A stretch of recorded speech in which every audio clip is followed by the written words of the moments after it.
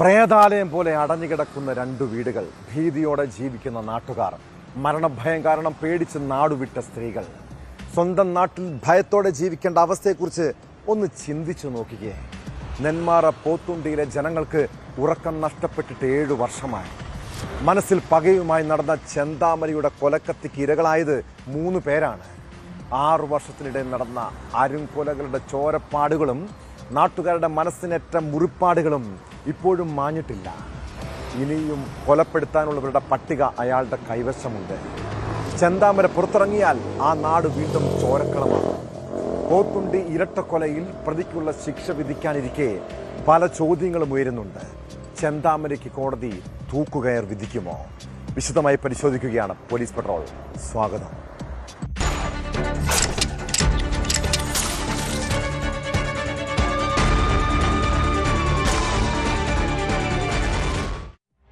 (2019) വരെ ഏറെ സന്തോഷത്തോടെ ജീവിച്ചിരുന്ന ഒരു ഗ്രാമം.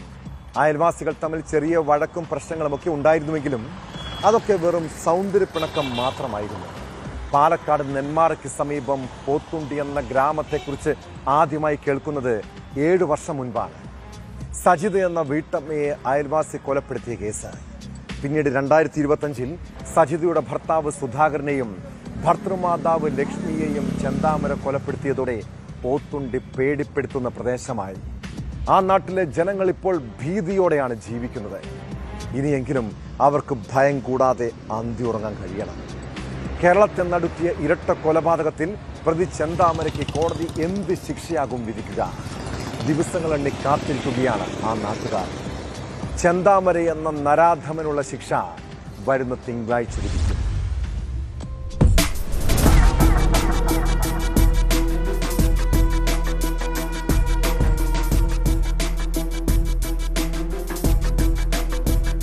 കഴിഞ്ഞ ദിവസം കോടതിയിലെത്തിച്ചപ്പോഴേ നമ്മൾ കണ്ടതാണ് അക്ഷോഭ്യനായ ചെന്താമരയെ. 3 പേരെ കൊന്നതിൻ്റെ ഒരു മനസ്താപവുമില്ല. കോടതി ചോദിച്ചതിന് അതേ നാണയത്തിൽ മറുപടി. കുറ്റക്കാരനാണെന്ന് വിധിച്ച ജഡ്ജി കെന്നത്ത് ജോർജ് ചെന്താമരയ്ക്ക് മാനസിക പ്രശ്നങ്ങളില്ലാലോ എന്ന് ചോദിച്ചപ്പോൾ ആര് പറഞ്ഞു മാനസിക രോഗം ഉണ്ട് എന്നായിരുന്നു മറുചോദ്യം. പുറത്തിറങ്ങിയാൽ വീണ്ടും ആളുകളെ വകവരുത്തുമെന്ന് പറയാതെ പറഞ്ഞു. ഒടുവിൽ ശിക്ഷാവിധിയിലുള്ള വാദപ്രതിവാദത്തിൽ ചെന്താമര മുന്നോട്ട് വെച്ച നിർദ്ദേശം സുധാകരൻ്റെയും സജിതയുടെയും പെൺമക്കൾക്ക് തനിക്ക് ജയിലിൽ നിന്ന് ലഭിക്കുന്ന കൂലി കൊണ്ട് സാമ്പത്തിക സഹായം നൽകാം എന്നായിരുന്നു. അഭിഭാഷകർക്ക് മുന്നിൽ കരഞ്ഞതായും മിറ്റിഗേഷൻ കമ്മിറ്റിയുടെ റിപ്പോർട്ടിൽ പറയുന്നു. കോടതിക്ക് പക്ഷേ ഇതിലൊന്നും വിശ്വാസം വന്നിട്ടില്ല. ഇൻവെസ്റ്റിഗേഷൻ റിപ്പോർട്ടും മിറ്റിഗേറ്റഡ് റിപ്പോർട്ടും സെപ്പറേറ്റ് ആയിട്ടാണ് ഫയൽ ചെയ്തിരിക്കുന്നത്. മിറ്റിഗേറ്റിംഗ് റിപ്പോർട്ടിന് പോയത് വേറെ 2 വക്കീലന്മാരാണ്. ഡിഫൻസ് കൗൺസിലിൽ നിന്ന് വേറെ 2 വക്കീലന്മാരാണ്. മറ്റേ അത് കൺസോളിഡേറ്റ് ചെയ്തിട്ടാണ് ചീഫ് ഒരു മിറ്റിഗേറ്റിംഗ് റിപ്പോർട്ട് ഫയൽ ചെയ്തിട്ടുള്ളത്. ആ ഇൻവെസ്റ്റിഗേഷൻ റിപ്പോർട്ടിൽ ചീഫിൻ്റെ മിറ്റിഗേറ്റിംഗ് റിപ്പോർട്ടിൽ പറഞ്ഞിട്ടുള്ള കാര്യങ്ങളൊന്നും പറഞ്ഞിട്ടില്ല. ഈ ഇൻവെസ്റ്റിഗേഷൻ റിപ്പോർട്ട് എന്ന് പറയുന്നതും അയാളുടെ അടുത്ത് ചോദിച്ച ചോദ്യങ്ങളുടെ ഉത്തരങ്ങളും മാത്രമാണ് എഴുതിയിട്ടുള്ളത്. ആ ഉത്തരങ്ങളൊന്നും ഈ മിറ്റിഗേറ്റിംഗ് റിപ്പോർട്ടിൽ പറഞ്ഞിട്ടുള്ള കാര്യങ്ങൾ എങ്ങനെ വന്നു എന്നുള്ളത് യാതൊരു അടിസ്ഥാനവും കാണുന്നില്ല. പ്രോസിക്യൂഷനും ശക്തിയുക്തം നിയമസഹായ വേദിയുടെ റിപ്പോർട്ടിനെ എതിർത്തു. വിചാരണയിലുടനീളം പശ്ചാത്താപമോ മനസ്താപമോ ചെന്താമര പ്രകടിപ്പിച്ചില്ലെന്ന് പറഞ്ഞാണ് പ്രോസിക്യൂഷൻ പ്രതിരോധിച്ചത്. 14-15 തീയതികളിലായി ചെന്താമരയെ ജയിലിൽ സന്ദർശിച്ച നിയമസഹായവേദി അഭിഭാഷകരായ വിജിനും രാധാകൃഷ്ണനും നൽകിയ റിപ്പോർട്ടിന്റെ അടിസ്ഥാനത്തിലായിരുന്നു chief defence council mitigation report തയ്യാറാക്കിയത്.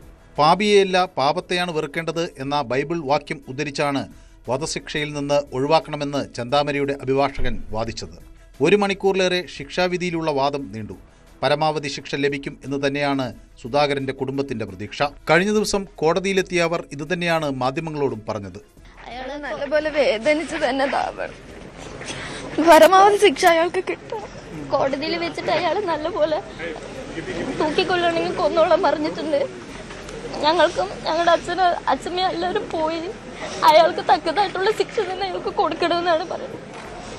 അയാളുടെ മറുപടി കേട്ട് പേടി തോന്നുന്നുണ്ടോ? നല്ലോണം പേടിയുണ്ട്. അയാൾക്ക് ഒന്നിനെയും പേടിയില്ല. അയാൾക്ക് തക്കതായിട്ടുള്ള ശിക്ഷ തന്നെ കൊടുക്കണം. 3 പേരുടെ ജീവനാണ് ചെന്താമര 2 തവണകളിലായി ഇല്ലാതാക്കിയത്. അന്ധവിശ്വാസമാണ് ഈ കൊലപാതകങ്ങൾക്ക് പിന്നിൽ എന്ന് പറയപ്പെടുന്നു. എന്തുതന്നെയായാലും ഇങ്ങനെയൊരു ക്രിമിനൽ നാടിന് വലിയ ഭീഷണിയാണ്. അത് തിരിച്ചറിഞ്ഞ് കോടതി തിങ്കളാഴ്ച തക്കതായ ശിക്ഷ വിധിക്കുമെന്നാണ് കേരളം പ്രതീക്ഷിക്കുന്നത്.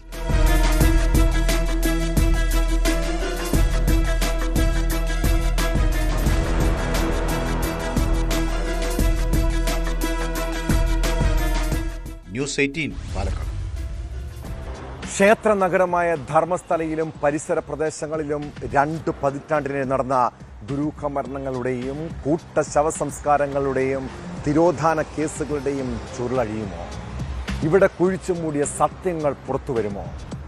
ധർമ്മസ്ഥല കേസിൽ SIT കോടതിയിൽ സമർപ്പിച്ച അന്തിമ റിപ്പോർട്ടിൽ രഹസ്യങ്ങൾ ഒളിഞ്ഞിരിക്കുന്നുണ്ടോ? 1 വർഷം നീണ്ട അന്വേഷണത്തിനൊടുവിലാണ് തലയോട്ടിയും അസ്ഥികളും ഉൾപ്പെടെ 7000 പേജുള്ള റിപ്പോർട്ട് ബെൽത്തങ്ങാടി കോടതിയിൽ സമർപ്പിച്ചത്. കേസിൽ കോടതി നിർദ്ദേശപ്രകാരമായിരുന്നു കർണാടക DGP ഉൾപ്പെട്ട പ്രത്യേക അന്വേഷണ സംഘത്തെ സർക്കാർ അന്വേഷണത്തിനായി രൂപീകരിച്ചത്.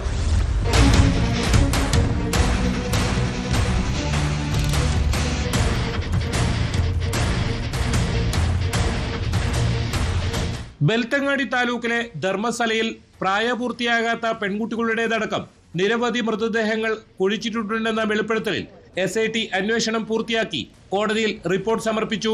1 വർഷം നീണ്ട അന്വേഷണത്തിനൊടുവിൽ ബെൽത്തങ്ങാടി കോടതിയിലാണ് SIT സംഘം അന്തിമ റിപ്പോർട്ട് സമർപ്പിച്ചത്. 12 ഫയലുകൾ അടങ്ങുന്ന 7000-ലധികം പേജുള്ള റിപ്പോർട്ടാണ് സമർപ്പിച്ചത്.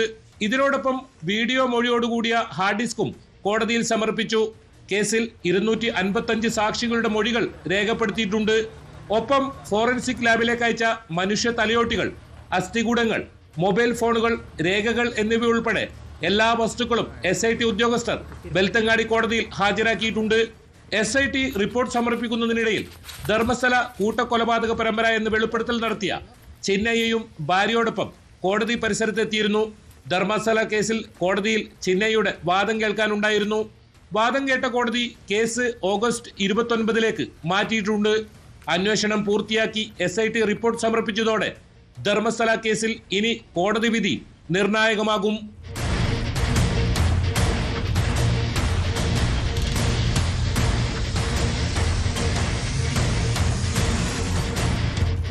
KB Baiju, news 18 Dharmasthala. മനുഷ്യന്റെ അസ്ഥികൂടമോ അസ്വാഭാവികമായ രീതിയിൽ ഒരു മൃതദേഹമോ കണ്ടാൽ ചിലപ്പോൾ പേടി തോന്നാറില്ലേ? അത് തലയില്ലാത്ത മൃതദേഹമാണെങ്കിലോ സ്വാഭാവികമായും ചില സംശയങ്ങളുണ്ടാകും. കാസർഗോഡ് കടപ്പുറത്ത് തലയില്ലാത്ത നിലയിൽ മൃതദേഹം കണ്ടെത്തിയതിൽ ദുരൂഹത സംശയിച്ചതാണ്. എന്നാൽ അത് പോസ്റ്റ്മോർട്ടം ചെയ്ത മൃതദേഹമാണെന്ന് പോലീസിന്റെ അന്വേഷണത്തിൽ കണ്ടെത്തി. മൃതദേഹത്തിൽ ഉണ്ടായിരുന്ന മുറിവുകൾ നേരത്തെ പോസ്റ്റ്മോർട്ടം നടത്തിയതിൻ്റെതാണെന്ന് പോലീസ് വ്യക്തമാക്കുന്നു. എന്നാൽ ഇത് ആരുടെ മൃതദേഹമാണെന്ന് കണ്ടെത്താൻ കഴിഞ്ഞിട്ടില്ല.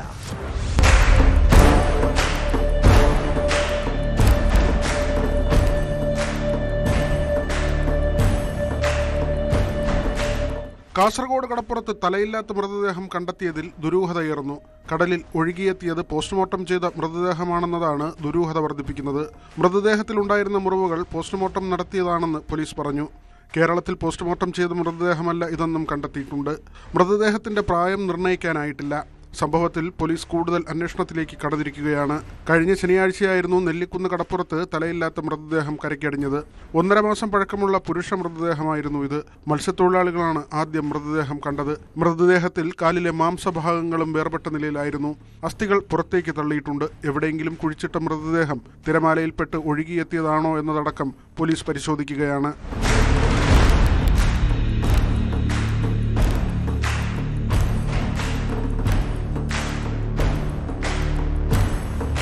ന്യൂസ് 18 കാസർഗോഡ്. സുഹൃത്തുക്കളുടെ നഗ്നദൃശ്യം സമൂഹ മാധ്യമങ്ങളിൽ പ്രചരിപ്പിച്ച കേസിലെ പ്രതി തൊപ്പിക്കായി ഇരുട്ടിൽ തപ്പുകയാണ് പോലീസ്. അതിനിടെ നിഹാലിനെ കണ്ടെത്തുന്നതിന്റെ ഭാഗമായി അന്വേഷണ സംഘം ലുക്കൌട്ട് സർക്കുലർ പുറത്തിറക്കി. തൊപ്പി വിദേശത്തേക്ക് കടക്കാൻ സാധ്യതയുണ്ടെന്ന വിവരത്തെ തുടർന്നാണ് നടപടി. തൊപ്പിയുടെ പാസ്പോർട്ട് വിശദാംശങ്ങൾ കഴിഞ്ഞ ദിവസം പോലീസ് ശേഖരിച്ചിരുന്നു. ചോദ്യം ചെയ്യലിന് ഹാജരാകാൻ നോട്ടീസ് നൽകിയപ്പോൾ ആരോഗ്യ പ്രശ്നങ്ങളുണ്ടെന്ന് മറുപടി നൽകിയ ശേഷമാണ് തൊപ്പി ഒളിവിൽ പോയത്.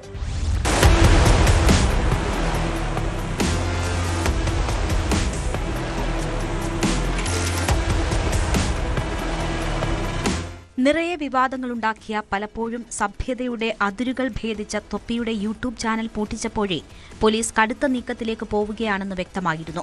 തൊപ്പിയുടെ ഇടപെടലുകൾ വലിയ ആശങ്ക സൃഷ്ടിക്കുന്നുവെന്ന സുരക്ഷാ ഏജൻസികളുടെ റിപ്പോർട്ടിന്റെ അടിസ്ഥാനത്തിലായിരുന്നു നടപടി. ഇപ്പോൾ എങ്ങനെയും തൊപ്പിയെ പൂട്ടാനുള്ള ശ്രമത്തിലാണ് പോലീസ്. ആദ്യപടിയായി ലുക്കൌട്ട് നോട്ടീസ് പുറത്തിറക്കി. വിദേശത്തേക്ക് മുങ്ങിയേക്കുമെന്ന സൂചനയുടെ അടിസ്ഥാനത്തിലാണ് ഇത്. തെരച്ചിലും പോലീസ് ഊർജിതമാക്കിയിട്ടുണ്ട്. മൊഴി രേഖപ്പെടുത്താൻ ഹാജരാവണമെന്നാവശ്യപ്പെട്ട് തൊപ്പിക്കും സുഹൃത്തുക്കൾക്കും നോട്ടീസ് നൽകിയിരുന്നു. ഇതുവരെ ആരും ഹാജരായിട്ടില്ല. തൊപ്പിയാകട്ടെ ആരോഗ്യപ്രശ്നങ്ങൾ ചൂണ്ടിക്കാട്ടി ഹാജരാകുന്നതിൽ നിന്ന് ഒഴിവായതിന് പിന്നാലെ ഒളിവിലും പോയി. മുൻകൂർ ജാമ്യാപേക്ഷയ്ക്ക് അപേക്ഷ നൽകിയിരുന്നുവെങ്കിലും എതിർത്ത് പോലീസ് റിപ്പോർട്ട് നൽകിയിട്ടുണ്ട്. അശ്ലീല ദൃശ്യങ്ങൾ സമൂഹമാധ്യമങ്ങളിൽ പോസ്റ്റ് ചെയ്ത സംഭവത്തിൽ തൊപ്പിക്കെതിരെ ആലുവ റൂറൽ സൈബർ പോലീസാണ് IT നിയമപ്രകാരം കേസെടുത്തത്. സുഹൃത്തുക്കളുടെ നഗ്ന വീഡിയോയാണ് തൊപ്പി പോസ്റ്റ് ചെയ്തതെന്ന് FIRൽ പറയുന്നു. ലൈവ് സ്ട്രീമിൽ അധിക്ഷേപ പരാമർശം നടത്തിയെന്ന കേസിൽ തൊപ്പിയുടെ സുഹൃത്ത് നിഹാദ് എന്ന മുഹമ്മദ് മമ്മുവിനെ പോലീസ് അറസ്റ്റ് ചെയ്തിരുന്നു. മഞ്ചേരി പോലീസാണ് ഇയാളെ അറസ്റ്റ് ചെയ്തത്. കോഴിക്കോട് സ്വദേശിനി നൽകിയ പരാതിയിലായിരുന്നു അറസ്റ്റ്. ജൂൺ 10-ാം തീയതി രാത്രി 10 മണി മുതൽ 4 മണിക്കൂർ നീണ്ട യൂട്യൂബ് ലൈവ് സ്ട്രീമിംഗിനിടെയായിരുന്നു തൊപ്പിയുടെ കൂട്ടാളിയായിരുന്ന മമ്മു സ്ത്രീത്വത്തെ അപമാനിക്കുന്ന രീതിയിലുള്ള പരാമർശം നടത്തിയത്. ഇതിനെതിരെ യുവതി പോലീസിൽ പരാതി നൽകുകയായിരുന്നു. ഈ കേസിൽ തൊപ്പിയും പ്രതിയാണ്.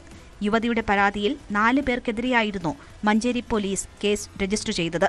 സമാനമായ മറ്റൊരു പരാതി കൂടി ആലുവ പോലീസിന് ലഭിച്ചതിന്റെ അടിസ്ഥാനത്തിൽ തൊപ്പിക്കും മമ്മുവിനുമെതിരെ ഒരു കേസുകൂടി പോലീസ് എടുത്തിട്ടുണ്ട്. തൊപ്പി ഒളിവിൽ കഴിയാനിടയുള്ള സ്ഥലങ്ങൾ കണ്ടെത്തി പോലീസ് നിരീക്ഷണം ശക്തമാക്കി. തൊപ്പിയുമായി ആശയവിനിമയം നടത്തിയിരുന്നവരുടെ ഫോണുകളും നിരീക്ഷണത്തിലാണ്.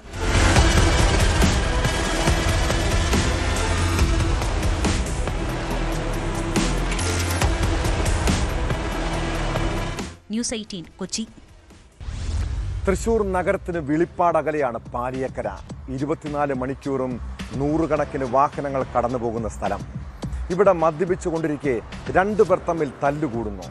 അവരിലൊരാൾ രണ്ടാമത്തെയാളെ കല്ലുകൊണ്ട് തലക്കടിച്ച് കൊലപ്പെടുത്തുന്നു. പിന്നീട് ഓടി രക്ഷപ്പെട്ടു. നമ്മുടെ പോലീസ് അങ്ങനെ ഒരു പ്രതിയെയും രക്ഷപ്പെടാൻ സമ്മതിക്കാറില്ല. അന്വേഷണ സംഘം പിന്നാലെ എത്തി കൊലയാളിയെ പൊക്കി. തലവണിക്കര സ്വദേശി ചന്ദ്രനെ കൊലപ്പെടുത്തിയ കേസിൽ തമിഴ്നാട് ധർമ്മപുരി സ്വദേശി പ്രഭാകരനാണ് പോലീസിന്റെ പിടിയിലായത്.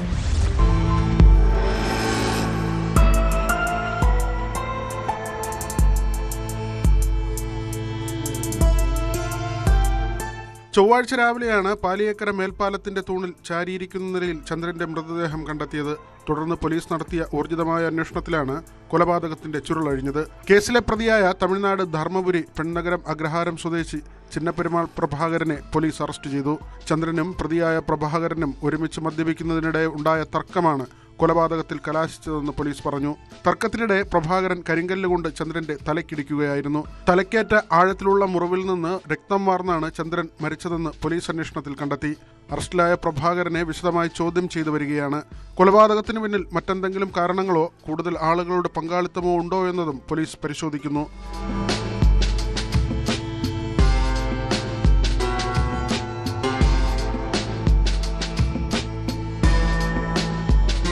ന്യൂസ് 18 തൃശൂർ. നാടിന്റെ കാവൽക്കാരാണ് കാക്കിയിട്ട പോലീസുകാർ. അവരുടെ അതിക്രമം കാണിക്കുന്ന ഒരു കാരണവശാലും വെറുതെ വിടാൻ പാടില്ല. നെയ്യാറ്റിൻകരയിലുണ്ടായ ഒരു അതിക്രമത്തെക്കുറിച്ചാണ് പറഞ്ഞു വരുന്നത്. സാമ്പത്തിക തട്ടിപ്പ് കേസിലെ പ്രതിയെ പിടിക്കാൻ ബൈക്കിൽ പോയ പോലീസുകാരെയാണ് ഗുണ്ടാ സംഘം വാഹനം ഇടിച്ചു തെറിപ്പിച്ച് കൊലപ്പെടുത്താൻ ശ്രമിച്ചത്. അപകടത്തിൽ SI ഉൾപ്പെടെയുള്ള പോലീസുകാർക്ക് ഗുരുതരമായി പരിക്കേറ്റു. നെയ്യാറ്റിൻകര കേന്ദ്രമാക്കി പ്രവർത്തിക്കുന്ന നടരാജ് ഫിനാൻസ് ഉടമ സനൂജിനെ പോലീസ് പിടികൂടിയിട്ടുണ്ട്.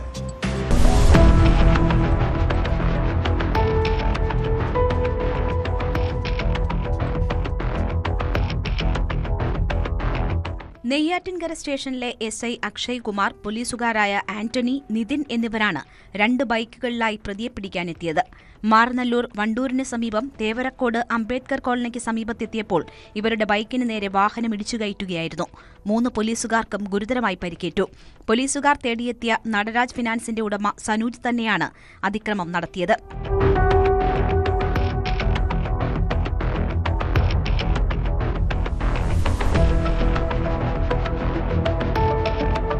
സ്വർണ്ണപ്പണയ തട്ടിപ്പുമായി ബന്ധപ്പെട്ട് സനൂജിനെതിരെ 4 കേസുകൾ നിലവിലുണ്ട്. വിവിധ വ്യക്തികളിൽ നിന്ന് 4 കോടിയോളം രൂപ തട്ടിയെടുത്തു എന്നാണ് കേസ്. 2ാം പ്രതി ശ്രീജിത്തിനെ 2 ദിവസം മുൻപ് നെയ്യാറ്റിൻകര പോലീസ് പിടികൂടിയിരുന്നു. ഇയാളെ ചോദ്യം ചെയ്തതിന്റെ അടിസ്ഥാനത്തിലാണ് തേവരക്കോട്ട് സനൂജ് ഉണ്ടെന്ന വിവരം പോലീസിന് ലഭിക്കുന്നത്. തുടർന്ന് തേടിയെത്തിയ പോലീസിനെ വാഹനത്തിലിരിക്കുകയായിരുന്ന സനൂജ് ഇടിച്ചു തെറിപ്പിച്ച് കടന്നുകളയാൻ ശ്രമിക്കുകയായിരുന്നു. പോലീസുകാരുടെ ബൈക്കുകൾ സനൂജിന്റെ ജീപ്പിനടിയിൽ അകപ്പെട്ടു. സംഭവത്തെ തുടർന്ന് പ്രദേശത്ത് പോലീസ് കർശന നിരീക്ഷണം തുടങ്ങി. പോലീസിനെ വെട്ടിച്ച് തമിഴ്നാട്ടിലേക്ക് കടക്കാൻ ശ്രമിക്കുമ്പോഴാണ് സനൂജ് പിടിയിലായത്.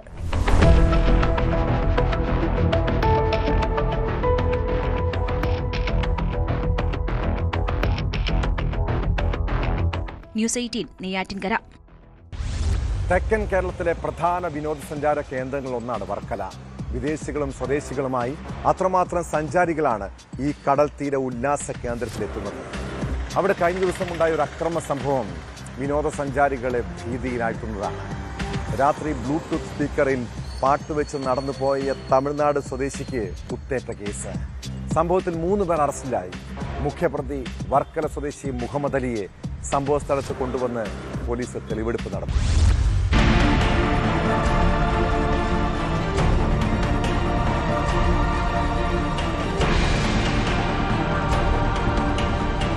തഞ്ചാവൂർ സ്വദേശി സുദർശൻ എന്ന 19-കാരനാണ് അക്രമത്തിന് ഇരയായത്.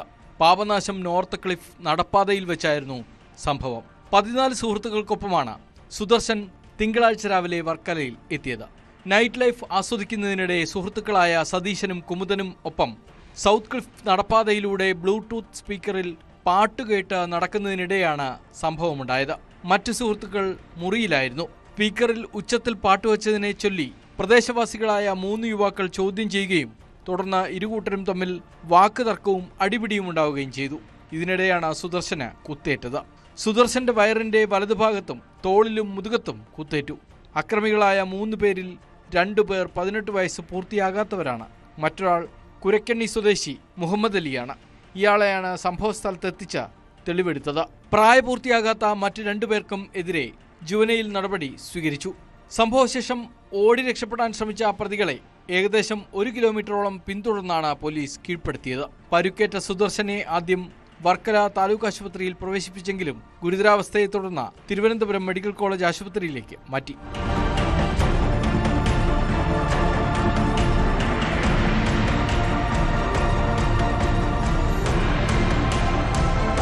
ന്യൂസ് 18 വർക്കല.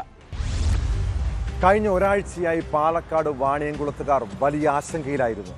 ഇവിടെ പനയൂരെന്ന പ്രദേശത്തെ 3 അംഗ കുടുംബത്തെ ഒരു രാത്രി വെളുത്തപ്പോൾ കാണാതായ സംഭവം പല സംശയങ്ങളിലേക്കും വിരൽ ചൂണ്ടി.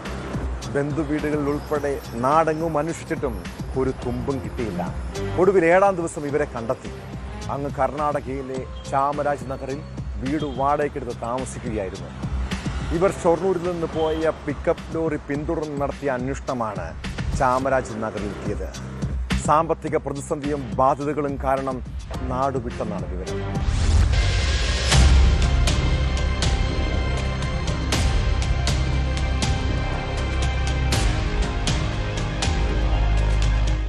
ഒൻപതാം തീയതിയാണ് ഷൊർണൂർ വാണിയംകുളം പനയൂരിൽ നിന്ന് ബാബു ഭാസ്കർ, ഭാര്യ രമാദേവി, മകൻ വിഷ്ണു എന്നിവരെ കാണാതായത്. വിവരമറിഞ്ഞപ്പോൾ തന്നെ അന്വേഷണം തുടങ്ങിയിരുന്നു. 2 സംഘങ്ങളായി തിരിഞ്ഞാണ് പോലീസ് നാട്ടിലും ബന്ധുവീടുകളിലും ഇവരെ കണ്ടെത്താൻ ശ്രമം നടത്തിയത്. സ്വന്തം പിക്കപ്പിലായിരുന്നു യാത്ര. പുലർച്ചെ പനയൂരിലെ വീട്ടിൽ നിന്ന് പുറപ്പെട്ട ഇവർ ചെർപ്പുളശ്ശേരി വഴി മലപ്പുറം ജില്ലയിലേക്ക് പ്രവേശിച്ചത് പോലീസിന്റെ CCTVയിൽ പതിഞ്ഞിരുന്നു. 3 പേരും മൊബൈൽ ഫോൺ സ്വിച്ച് ഓഫ് ചെയ്തിട്ടായിരുന്നു യാത്ര. ഇത് പോലീസിനെ ആകെ വലച്ചു. പിന്നെ മലബാറിലെ പോലീസിന്റെ വിവിധ CCTV ക്യാമറകൾ കേന്ദ്രീകരിച്ചായി അന്വേഷണം. നാടുകാണി ചുരം വഴി ഇവർ സഞ്ചരിച്ച വാഹനം കർണാടക ബോർഡർ കടന്നുവെന്നും മണിക്കൂറുകൾക്ക് ശേഷം അതേ വാഹനം തിരികെ വന്നതായും വഴിയിൽ ഉപേക്ഷിച്ചതായും പോലീസ് കണ്ടെത്തി. സൂക്ഷ്മമായി പരിശോധിച്ചപ്പോൾ ചുരം കടന്ന വാഹനത്തിൽ വിഷ്ണുവും അച്ഛനും അമ്മയും ഉണ്ടായിരുന്നു. തിരികെ വന്നപ്പോൾ വിഷ്ണു മാത്രമായിരുന്നു ഉണ്ടായിരുന്നത്. ഇത് ചെറിയ ആശങ്കയ്ക്ക് കാരണമായി. എന്നാൽ ഇതിൽ പിടിച്ചുള്ള അന്വേഷണത്തിൽ ഇവർ ചാമരാജ് നഗറിൽ വീട് വാടകയ്ക്കെടുത്തിരുന്നുവെന്നും അച്ഛനെയും അമ്മയും അവിടെയാക്കി വിഷ്ണു മടങ്ങിവന്ന് വാഹനം ഉപേക്ഷിക്കുകയായിരുന്നുവെന്നും വ്യക്തമായി.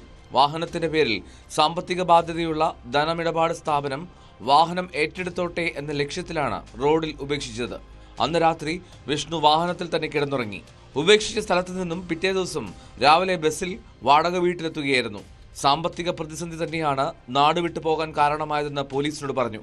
300ഓളം CCTV ക്യാമറകളാണ് ഇവർക്ക് വേണ്ടി പോലീസ് പരിശോധിച്ചത്.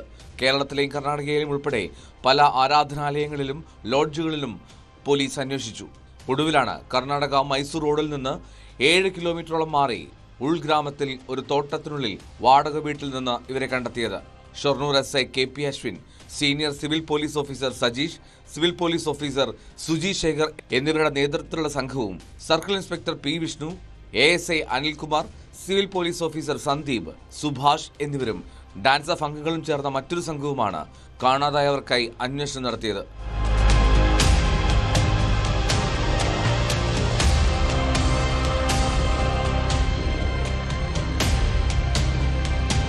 ന്യൂസ് 18 ഷൊർണൂർ. അവയവമാറ്റ ശസ്ത്രക്രിയകൾക്കായി രോഗികളെ ആശുപത്രിയിൽ എത്തിച്ചാൽ കമ്മീഷൻ. കരൾ മാറ്റിവെക്കൽ ശസ്ത്രക്രിയയ്ക്ക് 1 ലക്ഷം രൂപയും വൃക്ക മാറ്റിവെക്കലിന് 50,000 രൂപയും ലഭിക്കും. മറ്റ് ശസ്ത്രക്രിയകൾക്ക് 10% വരെയും കമ്മീഷൻ വാഗ്ദാനം. വ്യാജരേഖകൾ ചമച്ച് അവയവക്കടത്ത് നടത്തിയ കേസിലെ മുഖ്യപ്രതിയുമായി കൊച്ചിയിലെ സ്വകാര്യ ആശുപത്രി ഉണ്ടാക്കിയ കരാറാണിത്. കൊച്ചി കേന്ദ്രീകരിച്ച് അവയവക്കടത്ത് നടത്തിയ കേസ് അന്വേഷിക്കുന്ന EDയാണ് ഇത് സംബന്ധിച്ച രേഖകൾ പുറത്തുവിട്ടത്. അവയവ കച്ചവട കേസിൽ നിർണായക തെളിവുകളാണ് അന്വേഷണ സംഘത്തിന് ലഭിച്ചത്.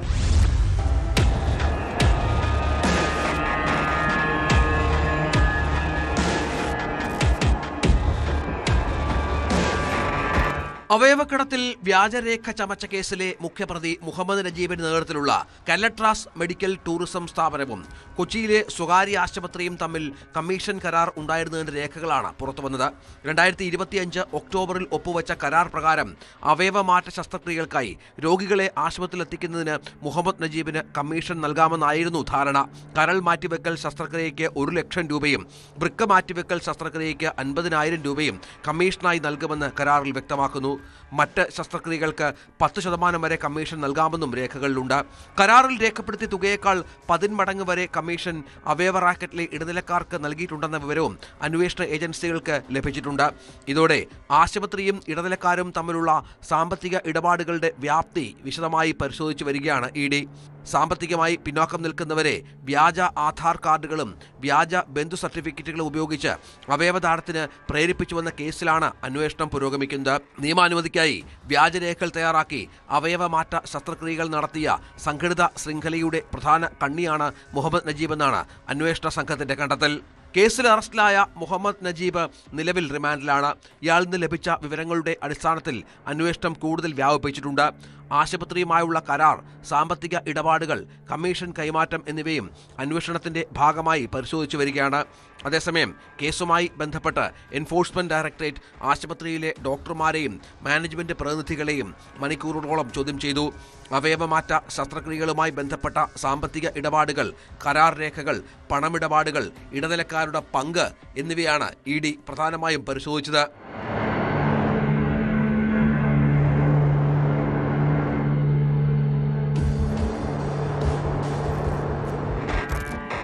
ന്യൂസ് 18 കൊച്ചി. കുറ്റകൃത്യങ്ങളുടെ മറ്റു ചില വാർത്തകൾ ചുരുക്കത്തിൽ. കണ്ണൂരിൽ ട്രെയിനിൽ നിന്നും യാത്രക്കാരന്റെ മൊബൈൽ ഫോൺ തട്ടിയെടുത്ത് ഇറങ്ങിയോടിയ യുവാവ് പിടിയിൽ. മാടായി സ്വദേശി വിജു ആണ് കുടുങ്ങിയത്. ഫോൺ ലൊക്കേഷൻ കേന്ദ്രീകരിച്ച് നടത്തിയ അന്വേഷണത്തിലാണ് കുപ്രസിദ്ധ മോഷ്ടാവ് കൂടിയായ വിജു പിടിയിലായത്. കാസർഗോഡ് സ്വദേശിയുടെ ഫോൺ വീണ്ടെടുത്ത് നൽകി. ഓപ്പറേഷൻ തൂഫാന്റെ ഭാഗമായുള്ള പരിശോധനയിൽ ഷൊർണൂർ റെയിൽവേ സ്റ്റേഷനിൽ ഉപേക്ഷിക്കപ്പെട്ട നിലയിൽ 10 കിലോ കഞ്ചാവ് പിടികൂടി. പ്ലാറ്റ്ഫോമുകളിലും ട്രെയിനുകളിലും പോലീസ് സംഘം നടത്തിയ പരിശോധനയ്ക്കിടെ കണ്ടെത്തിയ ബാഗിലാണ് കഞ്ചാവ് ഉണ്ടായിരുന്നത്. ഓപ്പറേഷൻ തൂഫാൻ പരിശോധന കണ്ട് ബാഗ് ഉപേക്ഷിച്ച് പോവുകയായിരുന്നു എന്നാണ് പോലീസിന്റെ നിഗമനം. 14 ഗ്രാം MDMA-യുമായി ബംഗളൂരുവിൽ നിന്നും എത്തിയ നീണ്ടകര സ്വദേശി ഗിരീഷ് ഹരിലാൽ പോലീസ് പിടിയിൽ. ബംഗളൂരുവിൽ നിന്നും ട്രെയിനിൽ ചെങ്ങന്നൂരിലിറങ്ങി തുടർന്ന് ബസ്സിൽ കൊല്ലത്തേക്കുള്ള യാത്രക്കിടയിലാണ് പോലീസ് ഗിരീഷിനെ പിടികൂടിയത്. ദീർഘകാലമായി ഗിരീഷ് മയക്കുമരുന്നിന്റെ കാരിയറാണെന്ന് പോലീസ് പറഞ്ഞു. പാലക്കാട് വടക്കഞ്ചേരിയിൽ സ്വകാര്യ ബസ് കണ്ടക്ടർക്ക് മർദ്ദനം. വടക്കഞ്ചേരി മംഗലം റൂട്ടിൽ സർവീസ് നടത്തുന്ന ബസ്സിലെ കണ്ടക്ടർ പൊൻകണ്ടം സ്വദേശി അജിക്കാണ് പരിക്കേറ്റത്. മുടപ്പല്ലൂരിൽ നിന്നും കയറിയ യുവാവാണ് വാക്കറ്റത്തെ തുടർന്ന് കണ്ടക്ടറെ മർദ്ദിച്ചത്. ബസ്സിൽ നിന്നും ഇറങ്ങിയ യുവാവ് സുഹൃത്തുക്കളോടൊപ്പം കാറിലെത്തി മംഗലം പെട്രോൾ പമ്പിൽ ഡീസൽ അടിച്ചുകൊണ്ടിരുന്ന ബസ് ജീവനക്കാരനെ ക്രൂരമായി മർദ്ദിക്കുകയായിരുന്നു. അക്രമത്തിന്റെ CCTV ദൃശ്യങ്ങൾ പുറത്തുവന്നു. കൊല്ലം കടയ്ക്കലിൽ മോഷ്ടിച്ച ഇരുചക്ര വാഹനത്തിലെത്തി സ്റ്റേഷനറി കടയുടെ ഗ്ലാസ് തകർത്ത് കവർച്ച നടത്തിയ സംഭവത്തിൽ 2 യുവാക്കൾ പിടിയിലായി. തിരുവനന്തപുരം സ്വദേശികളായ ആദർശ്, യദുകൃഷ്ണൻ എന്നിവരെയാണ് കടയ്ക്കൽ പോലീസ് അറസ്റ്റ് ചെയ്തത്. കടയിൽ നിന്ന് മൊബൈൽ ഫോണുകളും പണവും കവർന്ന പ്രതികൾക്ക് പരിക്കേറ്റതിനെ തുടർന്ന് ചികിത്സ തേടി എത്തിയപ്പോൾ കടയ്ക്കൽ താലൂക്ക് ആശുപത്രിയിൽ നിന്ന് പോലീസ് പിടികൂടുകയായിരുന്നു. ഇരുവരെയും കോടതിയിൽ ഹാജരാക്കി റിമാൻഡ് ചെയ്തു. ജീവിതത്തിൽ തെറ്റുപറ്റാത്തവർ ആരെങ്കിലും ഉണ്ടോ? അത് മനുഷ്യ സ്വാഭാവികമാണല്ലേ. വീഴ്ചകൾ ആർക്കും സംഭവിക്കാം. എന്നാൽ തെറ്റുപറ്റിയെന്ന് തോന്നിയാൽ അത് അംഗീകരിക്കുന്നവരാണോ നിങ്ങൾ? തിരുത്താൻ ശ്രമിക്കാറുണ്ടോ? പലരും ചെയ്യുന്നത് എന്താണ്? വീഴ്ചകളെ ന്യായീകരിക്കാൻ ശ്രമിക്കും. സ്വന്തം തെറ്റുകൾ തിരിച്ചറിഞ്ഞിട്ടും അത് അംഗീകരിക്കാൻ തയ്യാറാകാത്തത് ഒരു മാനസികാവസ്ഥയാണ്. നമ്മുടെ ഈഗോയും അഹങ്കാരവുമാണ് പലരെയും ഒരു തുറന്നുപറച്ചിലിന് സമ്മതിക്കാത്തത്. സ്വയം തിരുത്താൻ തയ്യാറാകാത്തതാണ് പല ഉന്നതരുടെയും വീഴ്ചയ്ക്ക് കാരണം. ചില വീഴ്ചകൾ തിരിച്ചറിവിന് വേണ്ടിയാണ്. ആ തിരിച്ചറിവ് ഇല്ലാതെ പോകുമ്പോഴാണ് ജീവിതത്തിൽ വലിയ ദുരന്തങ്ങൾ പോലും സംഭവിക്കുന്നത്. ഇതോടെ പോലീസ് പട്രോൾ പൂർണ്ണമാകുന്നു. നമസ്കാരം.